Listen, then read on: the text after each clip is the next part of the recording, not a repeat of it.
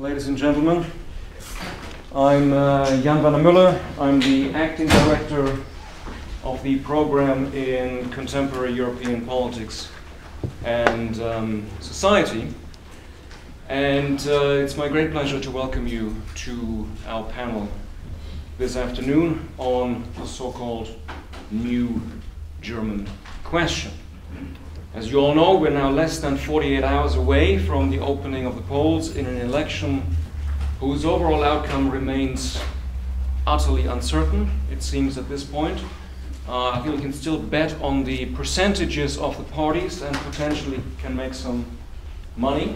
We probably will not make huge amounts of money by trying to bet on who the next chancellor will be. But the overall outcome is unclear. And I'm afraid we probably also will not be in a position to tell you decisively and conclusively what the outcome will be.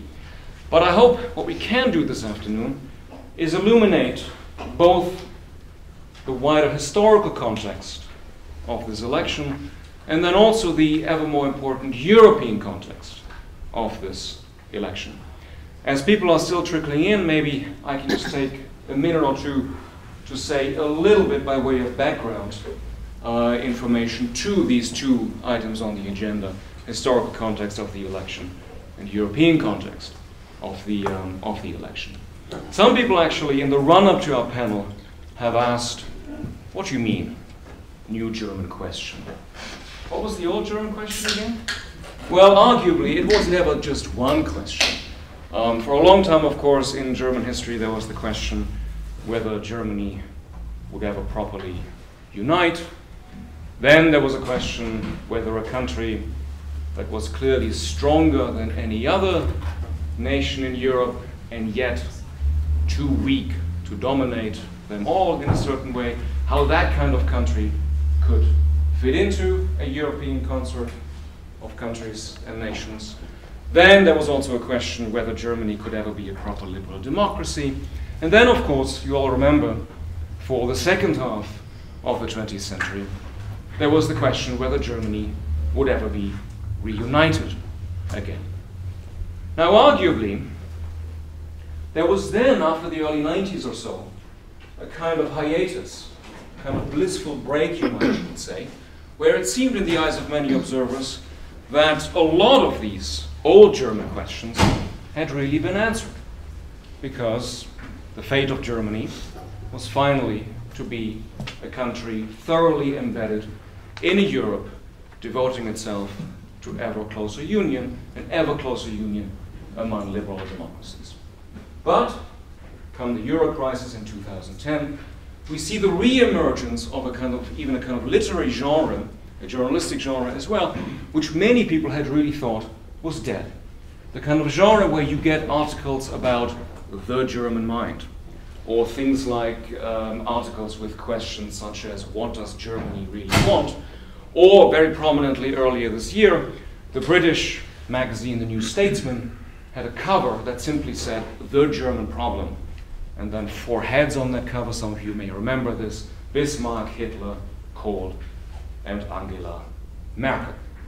So all of a sudden, there seems to be something on the table again, which people thought was really off the table in many ways. Now, not everybody agrees what this new German question might be. Some of you may remember that Timothy Galton-Ash had a piece in the summer in the New York Review where he gave a rather original twist to this new German question. He asked, or he said, that the new German question was really this, and I'm quoting: can Europe's most powerful country lead the way in building both a sustainable, internationally competitive Eurozone and a strong, internationally credible European Union? It's a very interesting way of asking the question, probably not quite the way that most Greeks are asking the question right now. So there isn't just one question on the table, but potentially many questions. Second brief remark I simply want to make before we jump into our discussion and before I introduce our speakers is just to emphasize how much this election, you might say by default, has become a kind of European election.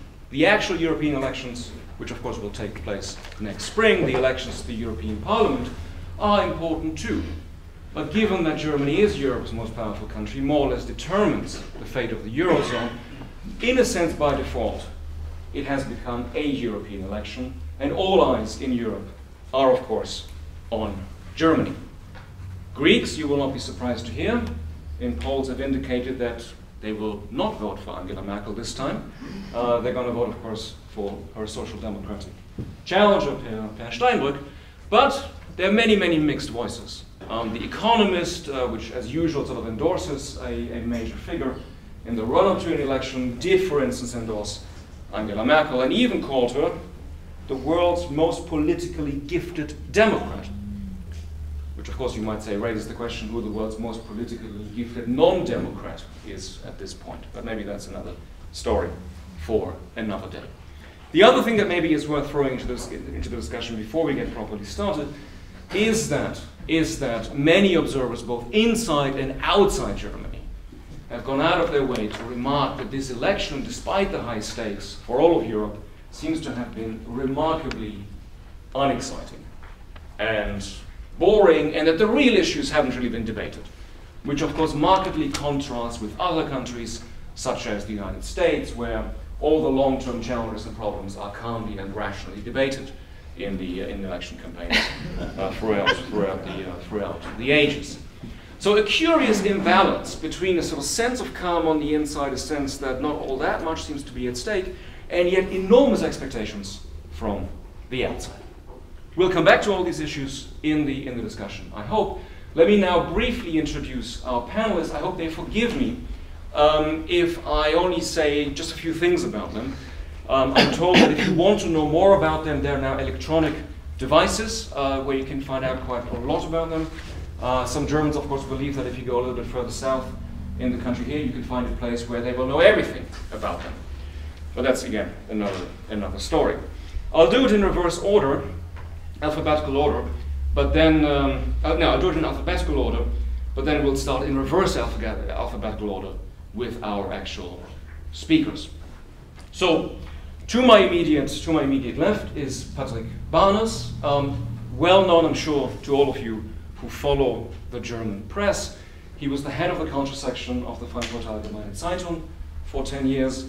He is also the author of a number of historical works, not least of which a book about Helmut Kohl and historical greatness, perhaps not to be followed by a book about Angela Merkel and historical greatness.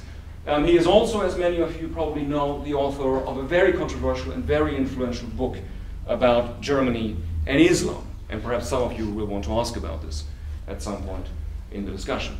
I can't quite resist, forgive me, pointing out that he is also, and I can only say this in German because it's untranslatable, he is also, as the FAZ website still states, the Ehrenpräsident der deutschen Organisation nicht kommerzieller Anhänger des lauteren Donaldismus.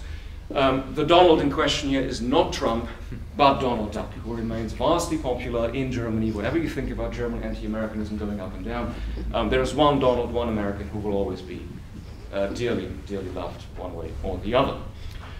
Sherry Berman is a political scientist from New York City, from Barnard College, who has written extensively about European political development, especially in the 20th century, is a great expert on social democracy in particular, in Germany, but also in other countries, such as Sweden. She will probably also be well known to many of you through her writings in the New York Times, Foreign Affairs, Journal of Democracy, where she extensively comments on processes of democratization and other political developments.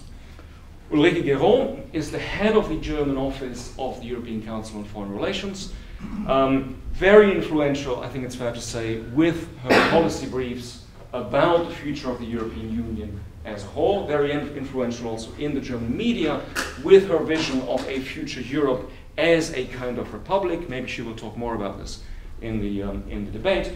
And not least, somebody who, I guess, in American parlance, would be known as the go-to guy, or I'm not going to say go-to girl, but the kind of person that the rest of Europe now tends to turn to when it asks questions like, what is Germany trying to do? What is the outcome of the election going to be? Tell us really what goes on inside Germany and what the effects on Europe more broadly will be. I'll leave it at that, if I may, and I'll turn over to her to get us started with about 10 minutes. All the panelists will talk for about 10 minutes, put a couple of ideas theses, maybe controversial claims on the table. Then they'll have a chance to engage each other, and then we'll open it up for a broader debate. Thank you very much. So we are told to talk about the German question, or the second German question. And in the recent paper I just published about the elections, which I entitled German Elections, What Europe Expects from Germany and What Germany Will Not Do, I basically detail that the second German question may be a direct conclusion of the first German question, in the sense that if you go sort of, that the first German question obviously led to Holocaust and the whole disaster of the last century. What happened in '49 was pretty much the dismantlement, the political and the economic dismantlement of Germany, in the sense that no more central state, strong regions, strong Karlsruhe, primacy of law above economy, of law above policy, and so on and so forth. So you see a couple of very distinct features which basically today seem to be the very hurdles for Germany to synergize with its European partners. So in a way you can say that the first German question led to the second German question, or led to a very peculiar Germany that has a couple of peculiarities which other countries actually do not have. To quote just one, Parlamentsvorbehalt, the very fact that we vote in Parliament for a military mission, what the UK, what the French do not do, and this is why Sarkozy can send troops within 12 hours to Bamako to avoid a massacre, and we just can't. So it points to basically this, but on the economic side it's pretty different. We had very high and heavy industries in the 30s. We basically today, the backbone of German industry is much more Mittelstand. Mittelstand then basically creates a very interesting socio-economic fabrics, and I mentioned Landesbanken and Kreissparkassen to just one example, because it's more or less the little Sparkassen which finance Mittelstand. I'll come later back to this, why this is indeed important for the European making of today, or why these peculiarities of Germany indeed constitute a hurdle to do things, for instance, banking union. So the culture of Zurückhaltung, die Kultur der Zurückhaltung, wie wir es nennen, culture of,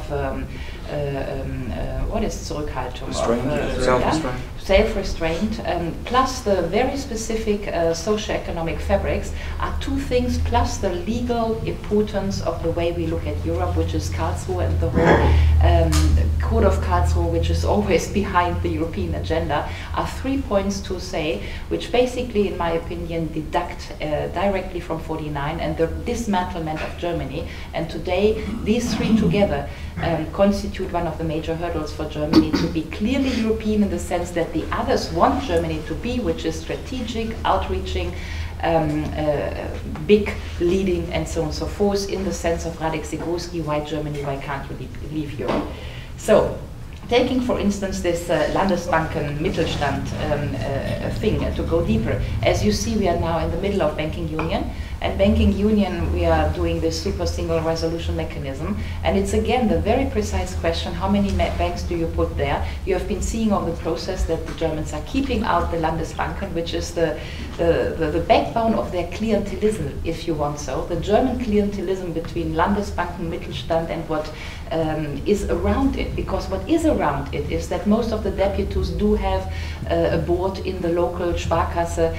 The towns are financed by the Landesbanken. So what I'm trying to tell you is that there's so much vested interest in this basically backbone of how Germany functions in its economy, that this starts to be a problem for the others. I'm just coming from Rome, where we had these eternal discussions whether Europe should do Eurobonds or not Eurobonds. You know, the southern countries want Eurobonds, the others don't.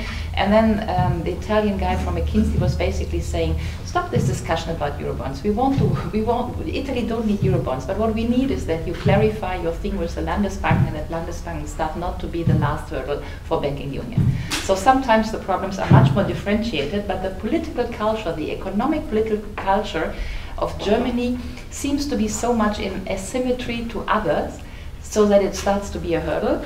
And this precisely can be seen now when we are observing the European discussion with the French and the German discussing this German model. Can the others copy the German model? And this is more a cultural question, and the real question is, can the other copy?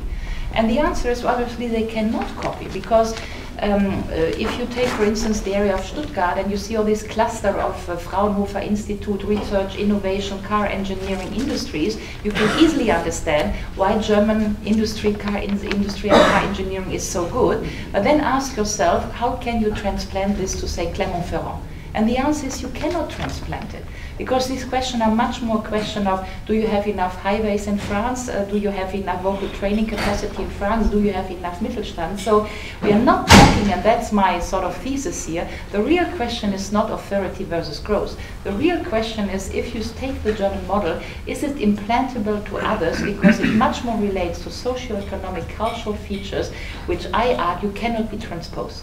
And if it cannot be transposed, then the question whether Europe is right in shaping a strategy where basically now, and this is the rhetoric which runs through Europe, everybody should do like the Germans, reform, get on an export model and so on and so forth. So this is what we tell the Italians, the Greeks, the Spaniards to do. The question is, can they do this in the same way? And what if? And can everybody be sort of the greater Germany? And I think not only this poses questions in terms of political backslashes, but it will probably also pose questions just because it's in socio-cultural or socio-economic terms not so easy to do this and to make every country export-driven. So my thesis here is we should basically, but that's probably for discussion, try to shift the Eurozone discussion much more into periphery, central dynamics of the economics, but not having it lender specific and not making national economies competing against each other and all trying to tune them on a German model. Just precisely the second German question is that everybody cannot be German. Third point is the legal point. The legal point is, and I mentioned this in my paper, that it seems to me that the whole European discussion on how do we talk about Europe is that the Germans do have a very constitutional and legal approach to the whole questions, and the others have a more strategic approach. France, UK, but also other countries want big strategy, they want the leading Germany, they have also a strategic vocabulary. France is much more about an executive, discretionary model of politics. France is about, Germany is about accountability, and the German discussion is largely dominated by legal and constitutional issues. So we do have a form follows function problem here, which is the others are on functions and Germany is on form. And it's a sort of catch-22 that we cannot solve it out. And I think it stems, again, much from cultural tradition. Germany is a legal country because also of Hegel, die Philosophie des Rechts. I think all our thinking is basically based on these legal issues. Obviously, the legal issues are politics in the sense that many Germans, if you are from the conservative spectrum today, you think that the legal hurdles on Maastricht and 125 and no bailout are the last sort of locks to not get the German money to the others. Obviously, this is why we are standing so much behind the Karlsruhe decision and the OMT decision, which is to come. But it has a Franco-German dimension, to just mention this one here, because if Europe is still, and I think it is, about a Franco-German dynamic, and critical mass, and we do need to find a sort of cultural consensus in the way we do the Eurozone governance and the whole thing, also the new parliamentarism in the European Union, then the real concentration, and that's my third thesis, is no longer intergovernmentalism from the French side and supranationalism from the German side, but much more executive, discretionary cultural features in France and parliamentarian accountability-based features in Germany. And in some way we would need to bring them together, and this is the cultural exercise of tomorrow if really we want to base something or to build something like a European democracy. My fourth and last and very short point is, if we look at political economy and you're wondering why this Germany, that everybody is now observing so much. I mean, I don't know how many phone calls I received in the past 3 weeks to comment on the German elections, from Chinese to Japanese TV. So the discrepancy between everybody watching Germany and Germany not being interested in Europe in the campaign couldn't be bigger. And there is a question here about Bundestag turning into the role of Congress, obviously, because the Bundestag is the government that matters within the Eurozone for government, for governance. It is the parliament that decides on Greek bailouts or not. It's the government, the parliament that everybody is watching. So obviously, everybody outside of Germany is watching the new composition of the Bundestag and is expecting things from this new composition of the Bundestag. everything but the Germans themselves, because they haven't even realized this increase of power of the Bundestag.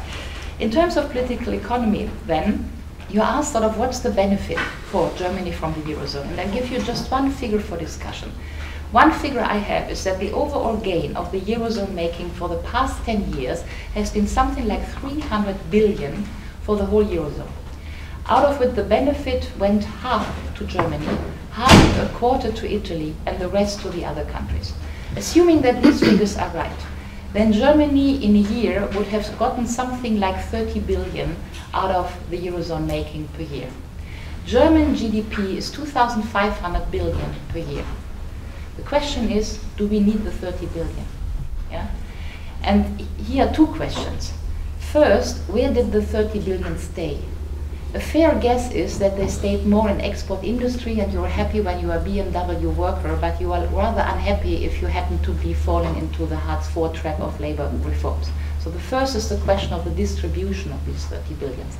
But the other is, what is the task of Germany? To build a consensus which is opening up these 30 billions as a net gain, and to contextualize it again into a political, historical story that we need this money and we still shouldn't go alone, although many in Germany now start giving these figures to think that potentially we could go alone. Thank you very much. Thank you very much indeed. So you also get a German lesson for free on top of everything else. Maybe everybody already knows this, but if I may, I'll just mention it. So the Bundestag is the German parliament.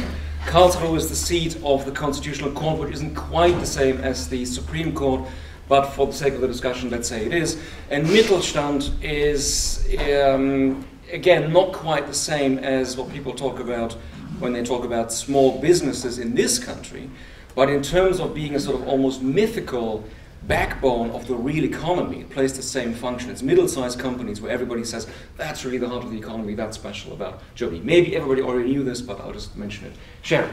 Okay. So we were tasked with focusing, as Jan said, on Germany's role in Europe and what others will expect from Germany, sort of trying to sort of puzzle through what Germany it will be expected to do. And he also pointed out, as he has in his writings, that it's kind of interesting how relatively small a role Europe or foreign affairs more generally is played in the German election. And this seems like a puzzle given the obvious importance of not just the German election to Europe, but of Europe to Germany.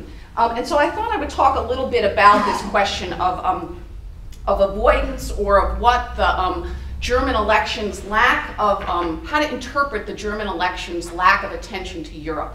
How can we interpret that? I think one thing to note is that, as Jan archly noted, it is often the case that controversial issues drop out of elections. As you sort of noted in the US case, I mean, foreign policy very rarely plays a role, and controversial issues are often avoided just because sometimes they don't do anybody good to talk about. But I think that's only a small part of what's going on here. I mean, a large part of the reason why Europe has kind of dropped out of the German elections, of course, has to do with Merkel herself, as you said. She has tried to talk as little as possible about Europe. I think from her perspective, of course, this is a pretty rational decision. This may partially reflect bad experiences she has had with talking about controversial issues. When she tried to do this a couple of electoral cycles in the past, in 2005, to try to kind of prepare Germans for some sort of difficult or controversial choices. Of course, she was punished electorally, or seemed to have been punished electorally, for kind of bringing up these issues in the midst of a campaign. The election turned out to be much closer than many had thought, and so perhaps she's learned from that, you know what, it's best not to rock the boat during an election. Let's save difficult topics for after things have been won. It probably also reflects, again, rationally, her correct assumption, I think, that talking about Europe is just unpopular. Germans are pretty satisfied with the way things are going. They don't really like thinking about further obligations. They don't like thinking not only about potentially paying and having to do more, but probably also thinking about the very fact that Europe is, as Jan has said, looking to them for leadership. This is a very difficult position to be in, for Germans in particular. It's probably not nice to think about how much one's country's own actions will impact others. And so, again, probably from her perspective, it's kind of best to avoid this, because most Germans probably don't want to think about this as well. Also, again, she seems to be a relatively unideological and supremely pragmatic politician, right? Doesn't seem to like talking about issues in the abstract or in an emotional way. And so given the resonance and the difficulty of these issues, probably preferring to deal with them, again, on a sort of small piece-by-piece policy basis, and so therefore bringing them up in an election cycle when they're likely to become emotional or difficult, especially with a small party trying to come into parliament whose platform is based on the idea that Germany should be pulling back from Europe. Again, better not to deal with these things.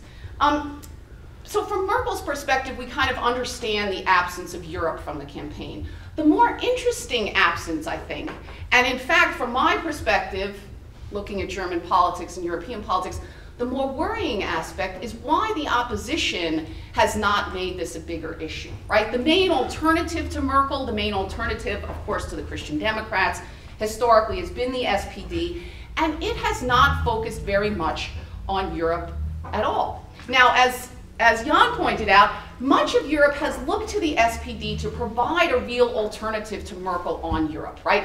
Since Merkel clearly is not interested in pushing the envelope very much, in changing policies dramatically, the only alternative, right, would be to hope for a new government that would have different policies, right? And that government would obviously have to be led by the SPD.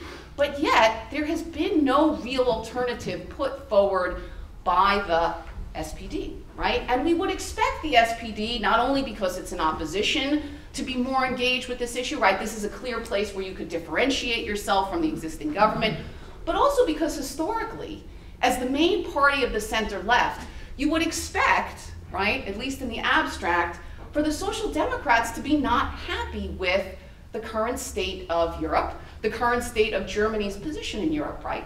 The left is supposed to care about the downtrodden, supposed to care about the disadvantaged, supposed to care about helping those, not just the ones who are your own constituency, and yet the SPD has been relatively silent on this issue and has not favored dramatically different policies from Merkel, despite the hopes of the rest of Europe. So the question is why? I mean, this is the puzzle from my perspective, right, which is why have you not seen a real debate even between Merkel and the opposition on these issues? Now, before I talk about this for a few minutes, I want to note, and I think this is important, that this is not limited to the SPD alone. The left in Europe has really been remarkably absent, I think, from debates about Europe's future, and in particular debates about the type of austerity policies that have really governed this crisis, right? The left should have been out there, you would think, right, combating the kinds of policies that have reigned in Europe, would have been out there complaining about their effects, complaining about their design, but in fact the left has largely been on the sidelines, sniping to some degree at current policy, criticizing it in small ways, but without presenting any cohesive alternative to what is going on. So what's going on with the SPD is, I think, part of a larger phenomenon. But, okay, so why has the SPD not been able to say something different about Germany's role in Europe, not been able to present another alternative for Germany and Europe's future? So there's some obvious reasons that are specific to the SPD. I mean, one could talk about historically the tension that has always existed within the SPD between its international and its German commitments, right? The classic tragic example of this, of course, being 1914, right, when the party decides, although not in a unified way, to vote for war credits in the First World War. There's, of course, this tension that reemerges after the Second World War in a debate about how much the party should be committed actually to Germany and unification as opposed to broader German integration into Europe. But the more immediate reason, of course, has to do with the fact that many of Merkel's policies, of course, are rooted in things that the SPD itself helped to design, right? So the Germany's reaction to the crisis begins in 2008 when Merkel is in a grand coalition with the SPD, when the current SPD chancellor candidate Steinbrück, of course, is the finance minister, right?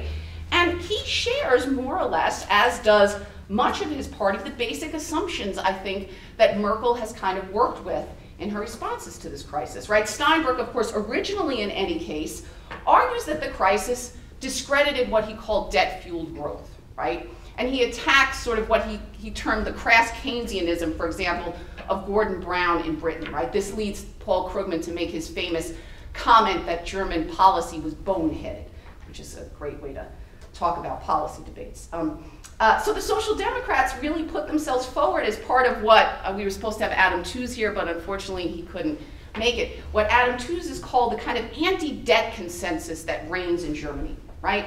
And buying the idea, also associated with this, that Germany really presents a model that the rest of Europe should try to emulate, right? Not change, but really should be more like Germany, right? This, of course, again, is largely because this model, right, that Steinbrück was referring to and that Merkel refers to, right, was one that was largely designed and implemented by the SPD itself, right? The Hartz reforms, which are later folded into the larger Agenda 2010, right? These are all things that were designed by, implemented by the SPD, right?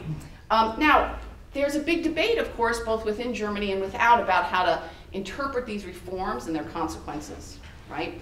The Germans now like to point to them as being largely successful, and in some ways they are. Obviously, Germany has a lower unemployment rate, a somewhat more flexible labor market, expanding exports. But there are downsides to these things too, which have not been as extensively commented on in Germany.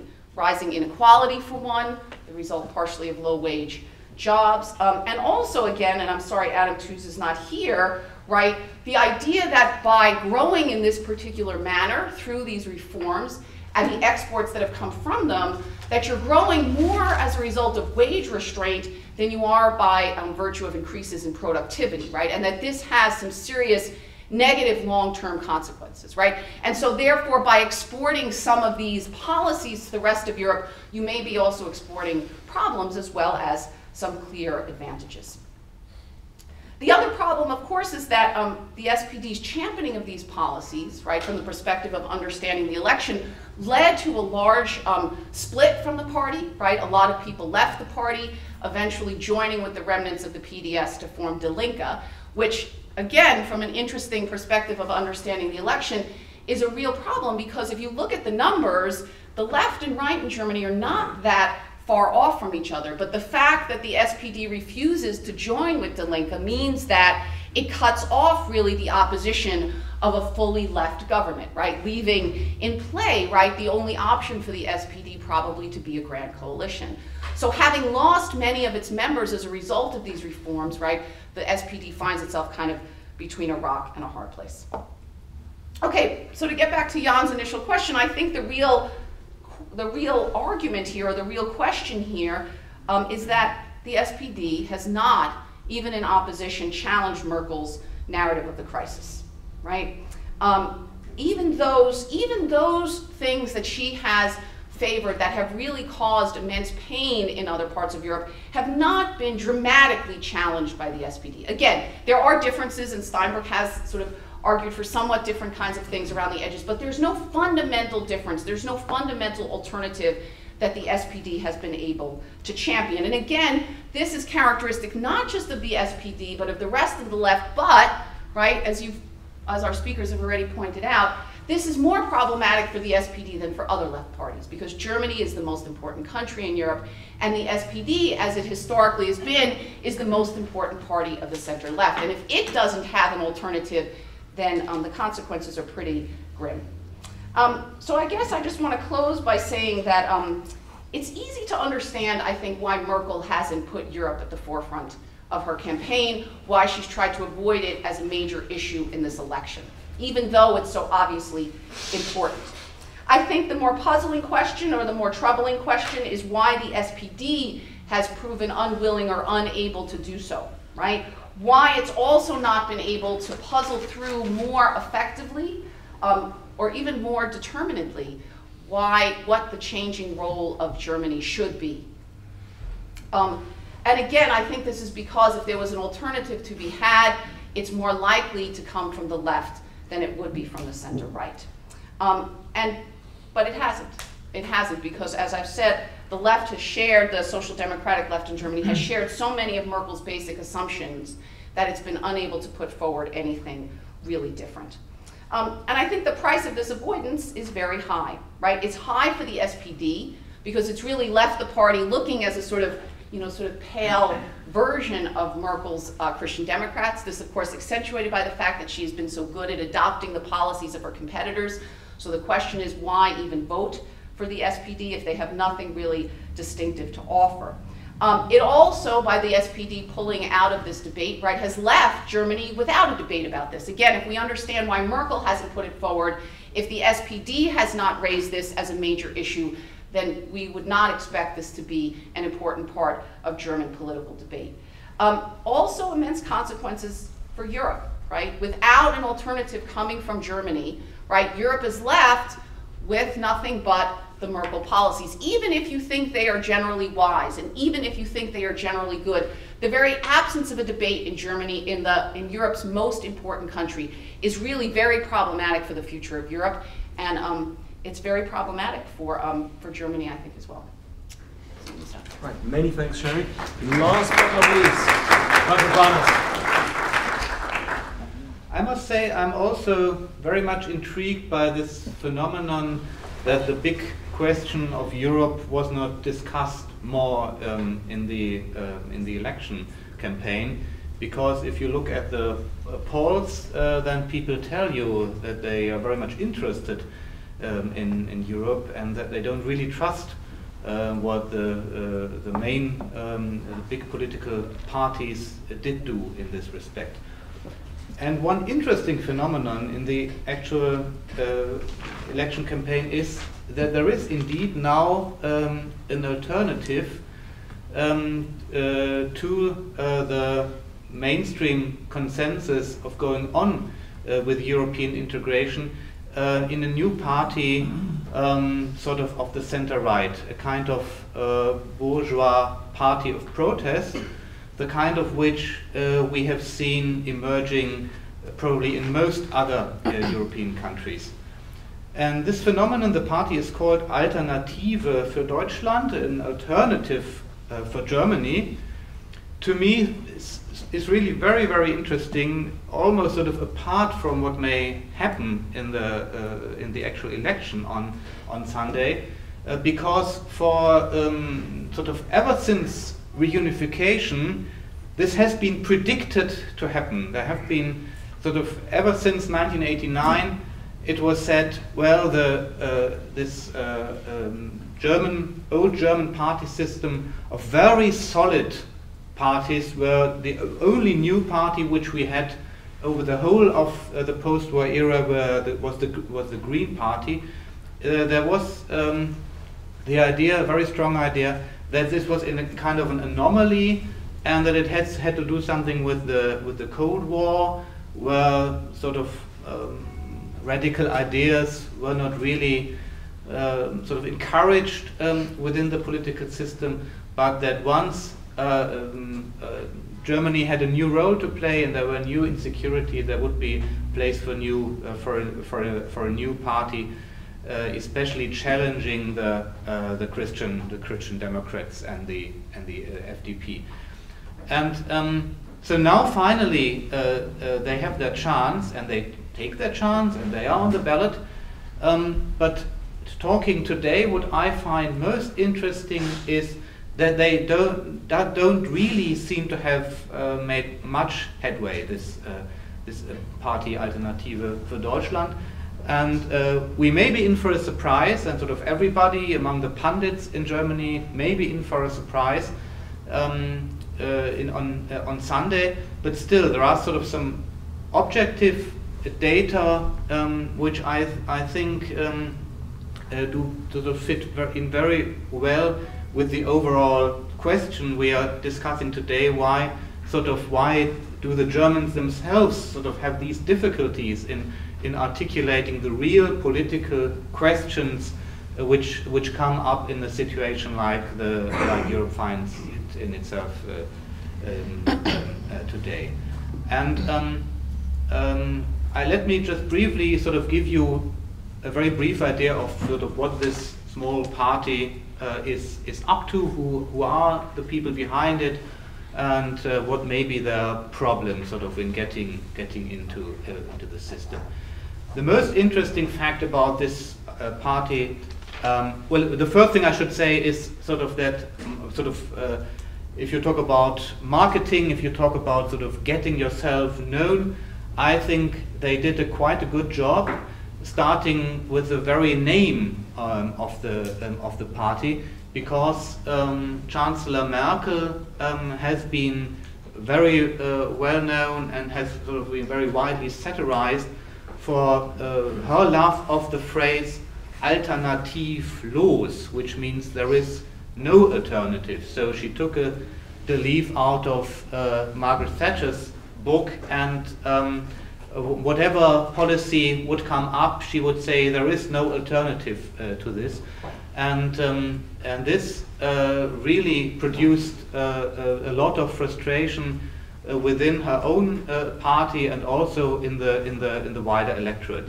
So there probably would not be a better, more succinct phrase to show what this new party wants to do than to say, well, it's not true. This is just the corruption of the establishment. There is an alternative. There is an alternative as far as the policies are concerned. There is sort of a Eurosceptic alternative to the European policies of the government, and there is also an alternative in the shape of this new party. And now the most interesting sociological fact about this new party is that the people founding it were overwhelmingly university professors.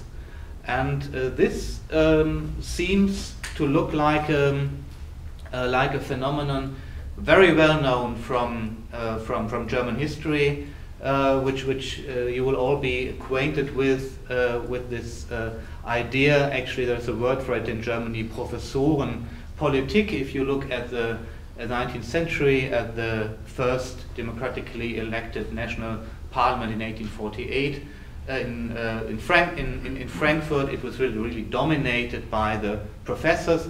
And ever since, there has been this idea, sort of the conventional wisdom, that there is a kind of sort of inbuilt idealism, something unpractical about German politics because of the big role of the professors. Now, I think this is a feature of German political tradition which has sort of very much faded away. In the election campaign of 2005, which was mentioned, as it turned out, one of the mistakes which Merkel made was to put forward a very well-known German professor who was also a judge on the extremely, as Ulrike pointed out quite rightly, the extremely highly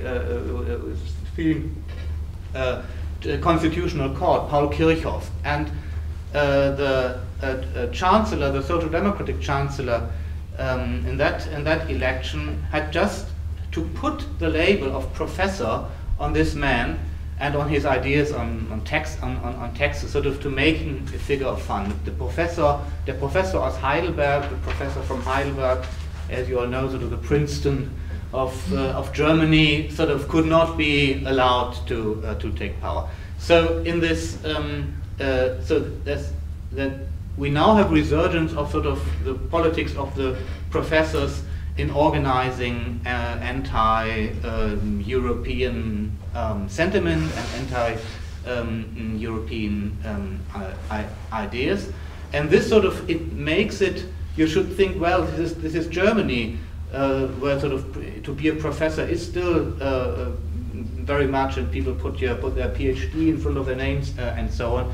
But my guess would be that this sort of idea that it's mainly a thing of sort of where professors come together does not go down so well with the general public, and especially with the media. And I think the media have not taken this new party as seriously as should have been the case if my colleagues really are as interested as they all say in having a real debate about real issues.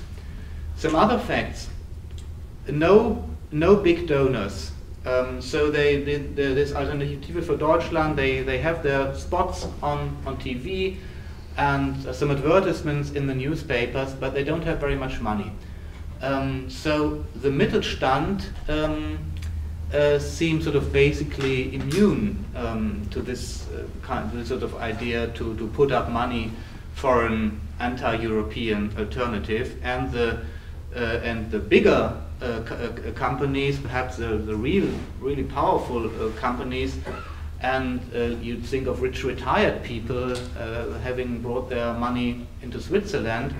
Almost nobody, it seems, did give any money to this group. And another very interesting fact, and this I think is different from some of the parties which you have in the other European countries, is that almost no politician of a major established political party jumped ship and went over to this new party. So that the establishment, as you described, not only sort of as far as the ideas are concerned, as far as the consensus on European policy is concerned, but also sort of as a group.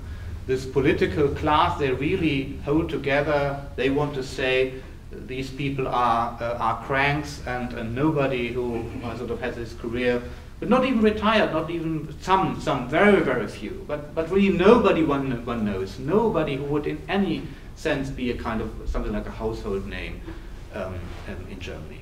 The last point I'd like to make about this really interesting phenomenon, so let's wait and see what happens on Sunday, but the last point I would like to make in this context, and perhaps we could discuss it a little in our discussion, because Ulrike, as I said, pointed it out very clearly, is the importance of Karlsruhe and the Constitutional Court. Sort of what might be a selling point for this group, for the AfD, is that those professors, mostly professors of economics, that those professors who founded the party are also those who for a number of years went to the Constitutional Court and tried to have Karlsruhe stop European integration. So that sort of this, if you want to see it sort of in a heroic mode, what happened in Karlsruhe over the last actually 20 years, one could say the main decision dates in this context dates back to 1993 on the Maastricht Treaty, and there was a kind of hope that sort of the judges on the court would do the politicians' job and sort of would give solutions and sort of tell the politicians how really to balance democracy and the interests of European integration. And for reasons which we might discuss, I at least think that this didn't work. This is not the role of a constitutional court.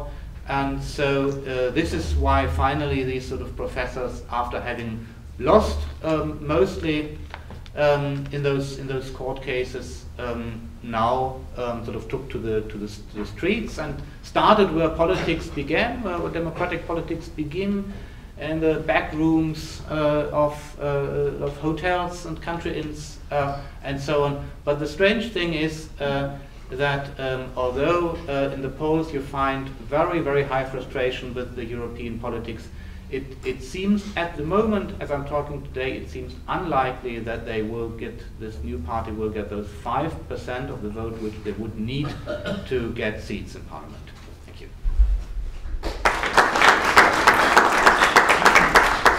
Great, many thanks indeed. Of course, it's true that especially from a Princetonian / Wilsonian perspective, always seems very bizarre that people jump at the opportunity to elect a professor as president or chancellor or what have you. So it seems that we have if I understood things correctly, we have a consensus on the panel that consensus is bad. That there should have been more debate, or maybe I'm missing something. Maybe you want to engage each other on some points before we open it up. Yes, please. To Patrick I'd like to poison a little bit your image that the AfD is a high prestige professional party. I say this with the first anecdote. I happened to do my studies with Bernd Lucke 30 years ago. He was actually in my economic class. And when I discovered a year ago that he would run the AfD, I basically felt like, what went wrong with this guy? He was so smart, he had a stipend in Berkeley, and I couldn't imagine that he would do what he did. the sociology of the AfD is that it's 86% male, sort of same than the Pirates, and as you see with the Pirates, it doesn't work. Yeah? The other part of sociology is that, interestingly enough, if you go for shifts of vote, you would imagine that it gets many votes from conservative CDU and liberals and go to AfD to sort of protest potential against Euro. But basically, the most shift in terms of votes came from former left people. So the sociology of AfD is pretty much 30 to 60-year-old men, which are the white men losing class, which are losing their legacy. Huh? This is very interesting to see, and these people are anti-Euro. And the second thing which is important is that this party in the past days or weeks when they did the constituency making has been highly undermined by Junge Freiheit, which is the youth organization of NPD. So there were Junge Freiheit is not the youth. Junge Freiheit is a newspaper, it's a conservative newspaper. But it's look, I mean, the Junge Freiheit is sorry, no, Junge Freiheit is a, I must say this because it's a sort of, it's also very controversial, but Junge Freiheit is a newspaper. It's a newspaper. Yeah. It's but it's also linked to the youth organization of NPD. Yeah? And the SAFD had stories where basically people who were former candidates from NPD left NPD and are now on the constituencies of AfD. And this is a problem for the party. And why I'm saying this is that if you look at anti-popular European parties in Europe, like Marine Le Pen, like Bill Wilders, like the parties we know, normally they walk on two legs. They have one anti-migration leg and they have an anti-Euro leg. And for evident historical reasons in Germany, the anti-migration leg doesn't fly. We have seen this with a very important publication of Thilo Sarrazin, who wrote a book about, you know, anti-migration book. And the book, although sold 3 million times, was basically, let's call it, you know, oppressed by mainstream political elites. Yeah? We didn't go into this argument. And the problem for the AfD, I think, is that it cannot walk on the two populist legs, migration and Euro. It can only walk on an Euro leg. And that is where especially the sociology doesn't match, because you have that part of professorial, high esteem, high-end, you know, lawyers who run this party, but these party members actually do not want to be hijacked by a populist anti-migration vote people. And this is why this anti-Euro party in Germany, that's my guess, doesn't fly, because it's walking on one leg because history blocks the other leg. And one sentence to Sherry is, I find this was a wonderful description of SPD and the problems of SPD on Europe. My only footnote would be, is it only an SPD problem? But there is a meta problem, which is, why can't socialist parties today no longer cater to their workers' interest or to blue-collar workers' interest? This is not only affecting the SPD, it is also affecting the French socialists. You have the same division between SPD, Social Democrats, and Die Linke in Germany, then you have sort of moderate French PS and Mélenchon. And it seems to be a problem, and it goes broader. You look to Denmark, to the Netherlands, you always have the problem, and we can discuss this globalization pressure, whatever, but there is, by the way, a study which is out by the Progressive Center just recently in the internet. Why can't social democratic parties no longer cater to their voters' interest? Yeah? And the SPD is in the middle of this trap, and one specific problem for the SPD seems to me that because they broke with the left, as you described, I mean, they were the original of the sinners of Hartz IV, the labor market reforms, so basically they brought their own electorate against themselves, the losers of society, and those people are with the left. And because the German party system holds this mantra that because the left is the former GDR party and is sort of, you cannot go for coalition, it is basically so, and we will need to watch carefully the elections, that we may have a left majority in the country, but just the majority cannot fall into a coalition and cannot fall into implementing policy because the left is so much taboo. And here I go with history because Jan-Werner Mueller is historian, but and all analogies and all comparisons are wrong. But if you go to Weimar Republic and you look back at SPD, USTB fights, the Social Democrats in the Weimar Republic and the USPD, which was the lefter than SPD of the Weimar Republic, there is this sentence, wer hat uns verraten, Sozialdemokraten, right? Who has betrayed us, Social Democrats? And for many in today's SPD, this has been this, which is that Schröder signed with big business and left aside the workers' interest. And who won are the populists. They win more in other European countries than in Germany, luckily enough, and that's what Patrick said, that's why the AfD is still so down. But I think there's a systemic problem which basically goes beyond Germany, although in Germany it's particularly articulated. Do the two of you want to reply? Come back to this. Well, I'll say a few words. I mean, I do think that this point that you made about consensus is an important one, because no matter whether you agree or disagree with Merkel, I think democracy doesn't work well if important issues are not debated. And so the very fact that this issue has not had a sort of point and counterpoint in Germany, I think is very problematic, as I said, for Germany, for Europe, and for democracy. So I think that that's something sort of worth noting. I also think that the very fact that it hasn't been fully debated, or that there isn't clear sort of sides to the issue, can partially explain the rise of things like Alternative for Germany, right, which is capturing some of that anti-Europe sentiment, right, because none of the other parties are giving a full airing of different views. I think the very fact that they're taking, as you said, a lot of voters from the left is a particularly German manifestation of a larger European problem, right?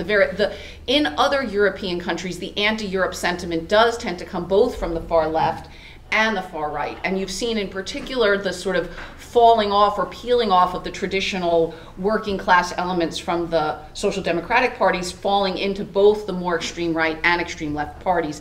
So I think what you're seeing in Germany is a German manifestation of a larger European phenomenon. And as you said, I think what's happening with the SPD is really just the German version of a larger meta problem in Europe, which is the very fact that the center-left, the Social Democrats, the sort of, Socialist Party in France, that they have no real alternative in this crisis. And this has really been, a disaster for the left, right? Because it's really hurt their ability to kind of capture voters. But it's a bigger disaster for Europe because there is no real alternative out there. The left complains about many of the sort of standard policies that have been put in place, but without a real alternative, something sort of hopeful or positive to offer voters, they're sort of left with, with really kind of this, with sniping rather than with being able to really change politics in any fundamental way.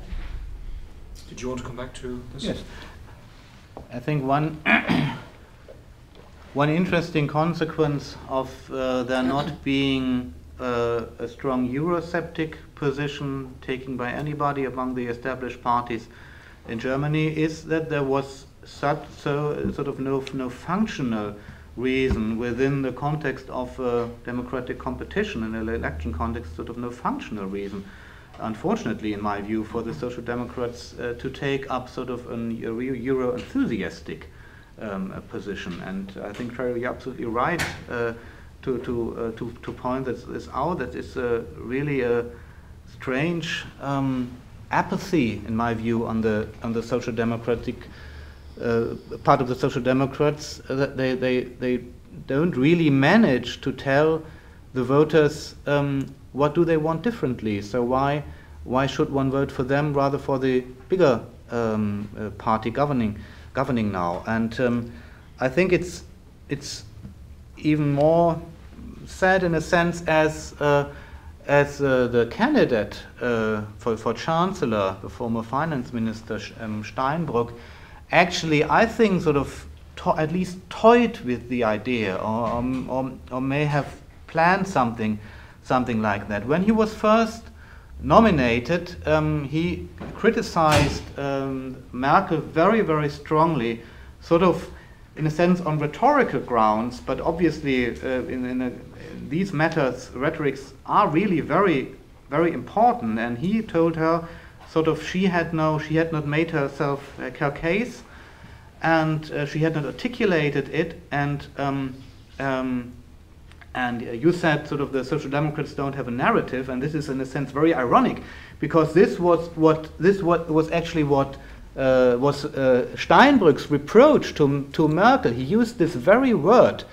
Some of you may know that we now have sort of as a Fremdwort or Lehnwort in Germany, as instead of saying Erzählung, which would be sort of the old German word, which one might have used not only in the 90s but also in the 20th century, there must be eine große Erzählung, sort of a fascinating story about Europe. Now it's quite common, it's sort of from the academic, sort of something from the academic world infiltrating common discourse to talk about the narrative. And Steinbrück said to Merkel, she doesn't have a narrative. And what would be his narrative? Well, the only possible narrative would be a Euro-enthusiastic narrative, would be a narrative of reform, a narrative of taking the initiative, a narrative of sort of bringing to fruition something like an 1860s scenario when we had very strong intellectual and political support and real enthusiasm for the idea of national unification. And sort of there were intellectuals who had plans for this, who had all through the Cold War there has been a sort of a dissenting tradition of sort of national liberal thinking within the Social Democratic Party, which sort of could have come up with blueprints now for a national liberal positive model of European integration, but they didn't have the courage to do this, which now makes many people think they don't really want to win this election. Great, many thanks. We'll open it up now. If I may just throw in two brief thoughts, simply because one theme has very strongly emerged in this discussion today, and that is the fate of the Social Democrats and maybe the fate of the left in Europe more broadly. And just two things to put on the table in addition to what has been very helpfully, very usefully pointed out by all the panelists. So on the one hand, you can, for instance, point to at least one study which has claimed that of all the advanced industrial countries, of all OECD countries, the country where in the last 10 years inequality has risen the most is Germany. Not the United States, it's Germany, according to at least this one study. And then as Sherry pointed out, there is actually a structural majority for the left. If you add up the numbers, Germany is nominally a left-wing country. So that's one thing to think through. The other thing, though, and that's often been pointed out as well, which maybe other people want to pick up, or our panel wants to comment on, is that yes, come Sunday, we might have 6 different parties, technically even 7 different parties in Parliament. And yet, sometimes people say, actually, there's only one party in Germany. And ironically, it's the Social Democrats. Because all the parties which are actually in Parliament, in other European countries, could potentially be part of a nominally left-wing party. The Free Democrats, the so-called liberals in a European sense, i.e. more libertarian, might be a tough sell, but you could imagine some of these people in the British Labour Party, in the New Labour Party, for instance, under Tony Blair. So ironically, you might say that actually Germany is a left-wing country already. And that's why Merkel is always kind of, trailing behind the Greens, Social Democrats, adopting all their policies and then sort of outflanking them in certain ways. So there are many paradoxes one could perhaps comment upon. But let's hear what you want to comment on, or even better ask. Andy. So until the very last comment, I wasn't sure what people thought the Social Democrats were supposed to do on Europe. So as I see it, it's no puzzle at all why they don't have an alternative, because there's no alternative for them to have at all. I mean, even hypothetically, because they can't be anti-Euro, because the Euro is a fantastic short-term deal for the Germans. Long-term, it might not be a good deal, but short-term, they're making away like bandits, so why would you be opposed to it? And in any case, it would look terrible ideologically to be opposed to it, particularly in Germany. And worst thing that's going to happen in the medium term is that Germany's going to be forced to reflate, or Merkel's going to move in a muddling through pro-European direction, which the Social Democrats support anyway. So the other alternative is the one that was just mentioned, which is to become Euro enthusiastic. But everybody agrees that's not going to happen. I mean, in Europe, there's not going to be a big move toward federalism to solve this problem. There's going to be at most some sort of piecemeal movement, and if there were, it wouldn't be credible to resolve all the kind of moral hazard problems that are out there. So I don't think there is an alternative, and that makes Germany, in a way, the least interesting place to look at the Social Democratic dilemma, because the Social Democratic Party has nowhere to go. The interesting place to look is a place like Italy or Spain, where you imagine that those parties really might have an alternative that they could consider. And you ask yourself, why don't they take it and squeeze the Germans? I think that's completely wrong. I mean, I think there is an obvious alternative, right? And as unpopular as it seems on the surface, it's hard for me to imagine the SPD doing worse in elections than it's been doing, right? Mid-20s for the SPD is as historical lows. So from an electoral perspective, it's not clear to me what the Social Democrats in Germany have to fear, right? The alternative is not just a general sort of enthusiasm for Europe, but a recognition that if you want to keep the euro, which has such obvious benefits for Germany, then at the very least what goes along with it is more political integration. Now, admittedly, there's a lot of resistance to that in some parts of Europe, but Germany is the most important country. If it ever is to move forward, the impetus has to come from there. The other obvious part of that alternative would be, look, structural reforms are absolutely necessary, but you can't do the reforms and the immense austerity at the same time. There has to be some staggering. There can't be just sticks without carrots. Now, those are broad suggestions, right? But that's the obvious components of an alternative, right? If you want the euro, you need further political integration. I know that's not something that you would probably favor, but it does not seem to me clear, and it's not clear to me how anybody these days can actually think you can have one without the other. Somebody needs to say that. Someone needs to say it consistently. Someone needs to make people recognize in Germany that if they want the benefits of the euro without the political component, that's a pipe dream. And the second thing is that while it's obviously important for countries like Greece and Spain to reform their economies, to reform their labor markets, you can't only give people sticks. It's just not politically viable. And so some way has to be figured out to help these countries reform, to impose certain kinds of structural conditions for aid, but not to kind of do it in such a way that there's no obvious kind of benefits at the same time as these reforms are going out. That's the alternative. I mean, I can understand why from a short-term perspective the SPD hasn't pushed it, but honestly from a long-term perspective, it doesn't seem to me they have an alternative to this alternative, nor does it seem to me that electorally they can do that much worse than they're doing. I mean, honestly, mid-20s, I mean, where are they going to go? I have no answer because it's a complex question, but I have a reading recommendation. What concerns me, what gives me worries, is that this book from Wolfgang Streeck, Die vertagte Zeit, apparently has much influence in left scenes today in Germany. Wolfgang Streeck is former director of the Max Planck Institute, a very important German sociologue, and he just brought a book on the market which basically does the whole analysis why the Eurozone couldn't function and why basically he comes up, indeed it was bad. Indeed, the whole sort of flaws of monetary union were bad for the southern countries, so we punished them with too much austerity, this cannot last. And he comes basically at the end with the conclusion, because this is so, and because we can only keep social welfare at a certain level in a national context, we should reconsider exchange rates opening and something like this. Okay. So why is this dangerous? It's dangerous because it comes from the left now, after we lost part of the right already, yeah? And there's no obvious answer to this, because the obvious answer to this would be that we need to work out how we create European social welfare, which is not only a constitutional huge problem, how you organize fiscal capacity in the Eurozone up to, say, 7 or 10%, and how you do this then. Could we imagine European unemployment assurance, for instance, which is a proposal on the table, which is obviously contested, but. And as long as these solutions cannot be found, either of constitutional gridlock or of legal gridlock, the left has a point, as much as Bernd Lucke has a point, that the euro as it is dysfunctional, and then people are losing, the SPD cannot cater to the interests of people, and so on and so forth.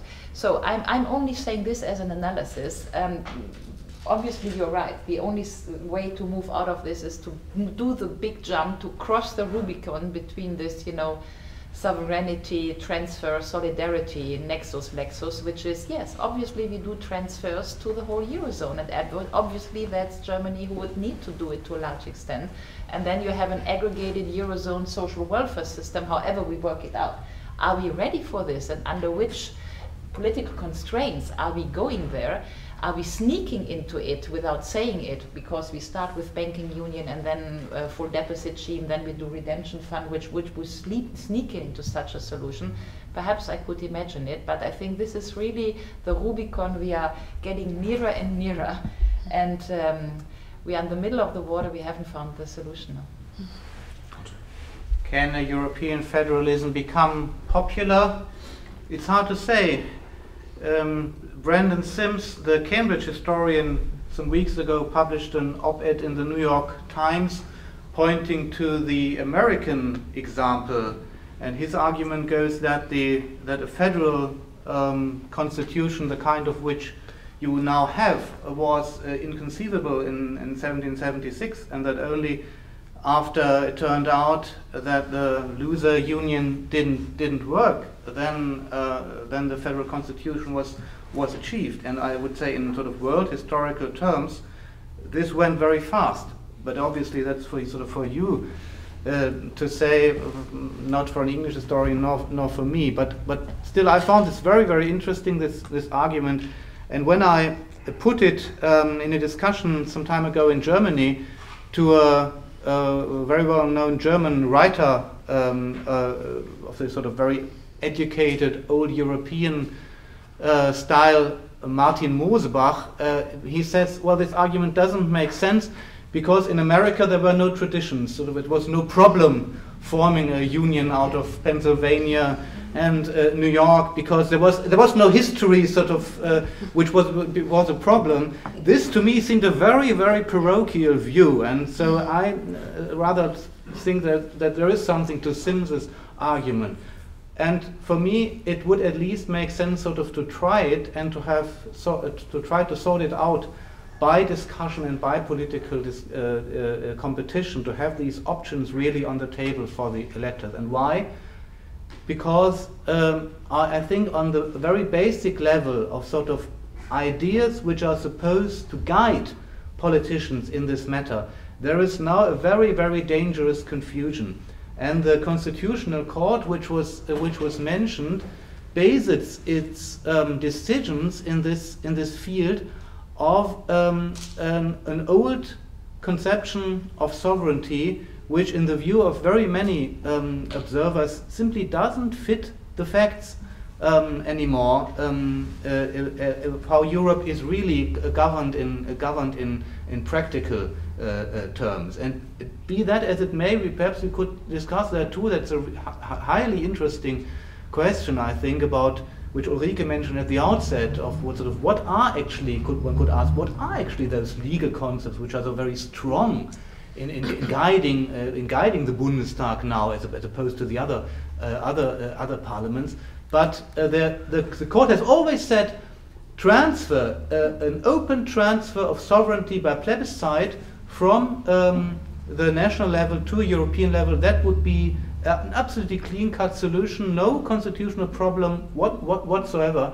So I think it just would not be my advice to the Social Democrats to subscribe to this sort of without discussion. But I think it would be good to have it sorted out, because to go on without trying sort of to clarify what is actually the underlying ratio of what's going on in this process of integration, the populists will perhaps get stronger next time, because this whole notion of there's a conspiracy, there's corruption, and so on, it gets stronger because there is a very basic confusion about what is it that the politicians are doing and why are they doing it. Carlos Bosch. Yeah, thank you. So one comment and one question. So the comment is that I think that the more Europe presses for federalism, the more populism we're going to see. Yeah. And that's precisely, it's not about tradition, but about national identity and impossibility of feeling any solidarity beyond national borders. And the question is, do you think that after the elections, the strategy and the calculations of Merkel/Germany towards Europe and the euro are going to change? I say this because in the peak of the crisis, especially with the Greek crisis, I think that the solution of Germany was to basically push the solution forward and put money and and basically sacrifice everything for the sake of stability. But I wonder whether instead of showing the door to the Greeks and saying, look, you may be better off by going with your own currency or engaging in some sort of flexible exchange rate mechanism with us. Do you think that after these elections, because you have, there's a long window till the next election, things are going to change, that Merkel is going to, if a crisis comes, reconsider the position of Germany, or it's always going to be like this, trying to avoid a solution to all these problems? Who wants to jump in? I'd like to. It's a very good question, because not only if we accept that polarization, sort of the more Europe argument, federal argument, the more we do this, the more you get populism. I think that's pretty clear. If you look at polling for the next European Party elections, you get something like a 40% anti-European vote throughout all the countries. Yeah. So we may end up with a European Parliament in next May, where 40% of the deputies are basically against the parliament they are sitting in, which is completely absurd. So the moment we accept polarization, we will end in an, I'm sorry to say this in the US, I know it's probably not PC, but in an anti-abortion, pro-abortion sort of religious war. Yeah? And the moment you are in such settings of discussions, you don't win.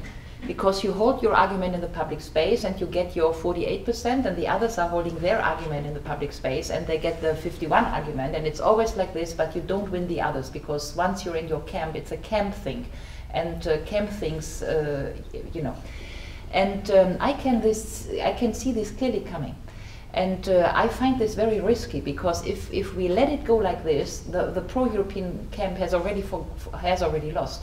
The truth is, you can easily have 20 or 30% of people in the streets for Mélenchon, Le Pen, or so in Le Pen, or Bill Wilders, but you don't have 30% of people really demonstrating for federal Europe nowhere in Germany. Yeah? Not in Berlin, not in Paris, let alone in the UK. So the only way to move us out there, and here I must give credit to the German discussion, which, by the way, Timothy mentioned in his article for the New York Book Review, where he mentioned a couple of sort of new thinking, which is what they call transnational Europe, cross-legitimacy, move us out of this, more and less Europe, yeah? And I'll give you one example what we need. I am myself a convinced European. I'm just thinking, how can I shape or shift the debate to a place where I can win it? And for instance, we would need to avoid the discussion that we are actually having, are national parliaments more important than European Parliament, which is the wrong discussion. The real discussion would be, how can we go for cross-legitimacy between the national parliaments and the European Parliament, so as to have a very important and bold European legislative against a European executive in the future. And the moment we succeed in shifting discussions like this from there to there, I think we have a fair chance to win the argument that the real question is not about more Europe, the real question is about a different Europe that accepts that we need to have a refill of national parliamentarian or national legitimacy into the system, and we need to see how this works out. The best example or text on this is Westerwelle's report, not Westerwelle, 11 foreign ministers who had this report on 17th of September last year, 2012. And in that Westerwelle report, there is a sentence that runs, we need to shape a European political democracy based on the principle of Montesquieu's division of power. That's what we need to do. And the task now is to precisely move off that anti-abortion, thing, polarization, into a new discussion about transnational democracy and about a different kind of Europe. And the different is how we improve legitimacy, how we improve democracy, and how do we improve accountability. Anybody else want to? Just because you asked, I'm afraid my guess is that the election didn't sort of come in very much in what Merkel did on the European level, but I may be totally mistaken. Sort of maybe I'm just sort of the appearance which I'm duped by, but sort of following what she did sort of month by month, I had the impression that sort of in the kind of the manner of governing, a managerial approach had taken over, and that the crisis management had sort of its own dynamics. It started sort of when the federal election was far off, and we always have the elections on the regional level. So there's sort of always this danger of an electoral backlash, almost as in the United States with the 2 years congressional elections. And I think sort of Merkel has become very much detached from sort of normal tactical considerations, so that my guess would be that you can't expect a change to happen there. And on that, sorry, one last question we can hopefully fit in. Brief one if possible. Okay, well, I mean, I think one source of this confusion about the role of the SPD in general, I think, if I may say so on the panel as well, is this illusion that the SPD still represents some kind of left, which I think does not. And I mean, it's become this kind of Lebensloser of the SPD that the Christian Democrats essentially stole the program, whereas it was the SPD in government that moved to the right in the first place and lowered the top rate of income tax 42%, which they're now pretending to make amends on, and instituted this German model of flexibilized labor markets and low wage sector, which is now being held up as a model for Southern Europe.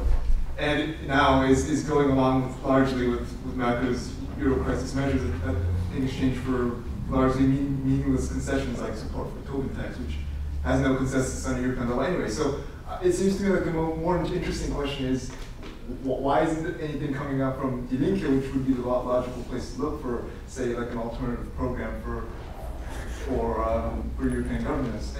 And I think one interesting, I mean, there seems to be a basic ideological kind of confusion within Die Linke on the question of Europe, which really came out when Oscar Lafontaine made a statement supporting a return to the European exchange rate mechanism, and the party's spokespeople essentially trying to extinguish the debate as soon as possible because the inherent fragility within the party, because essentially policy positions are the result of aggregated least common denominators due to the inherent kind of factionalism within the party. So I think that's one interesting thing to keep in mind, that the SPD has this structural sort of contradiction that it cannot challenge Merkel on Europe. While Die Linke has a structural contradiction of its own, not necessarily related to Europe, but also to its sort of inability to become one of the sum of its parts. Well, I mean, I would respond to that by saying, I mean, you're right that the SPD to some degree moved to the right under Schroeder, just like the Labour Party moved to the right under Blair. But if you compare Cameron and Merkel also to their predecessors, you can see that the right, in response to the left, has also moved to the left. So it's not clear to me that it's only the left that's kind of giving up. There seems to me a kind of natural oscillation that's gone on in Germany and in other parts of Europe as well. I mean, Merkel has certainly moved to the left, I think. I mean, these fellows probably know better than I, but it seems to me that she is not, as far to the right as the CDU has certainly been in the past. So, I mean, I think there's a little bit of a back and forth there. I agree with you, right, that the center left has a kind of series of structural dilemmas that face it. I think if we're hoping to see an alternative from the left come from Die Linke, then we're all, I think, in a lot of trouble. People who care about Germany, people who care about Europe.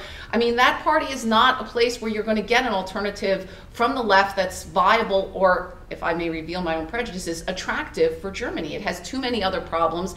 You tend to see alternatives both on the extreme left and the extreme right. They tend to be more anti-Europe than pro-Europe.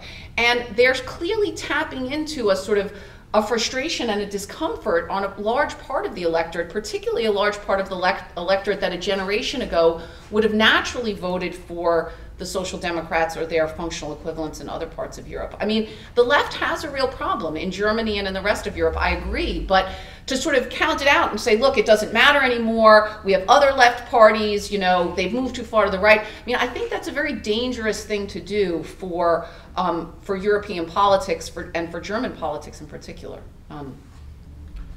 So on this not entirely upbeat note, it remains for me to thank our panelists for highly illuminating analyses just a few days before the election, to thank you all for coming on a Friday, which is a difficult day in Princeton, as we all know, and to say that we have more coming this year. Sorry, this gets into propaganda mode. We have more coming this year from the program on European politics and society. Next week we have Luc van Middelaar, who is a speechwriter for the European president, or at least one of the presidents of Europe, of the European Council, Herman van Rompuy, also on a Friday at 4:30. And then later in the year, actually, we have the person who was mentioned by Ulrike as a dangerous social democrat, if I may put words into your mouth, Wolfgang Streeck, who's coming in March to justify his renationalization of the welfare state That should be fun. in Europe. So hold your questions about that until then. Thank you very much again.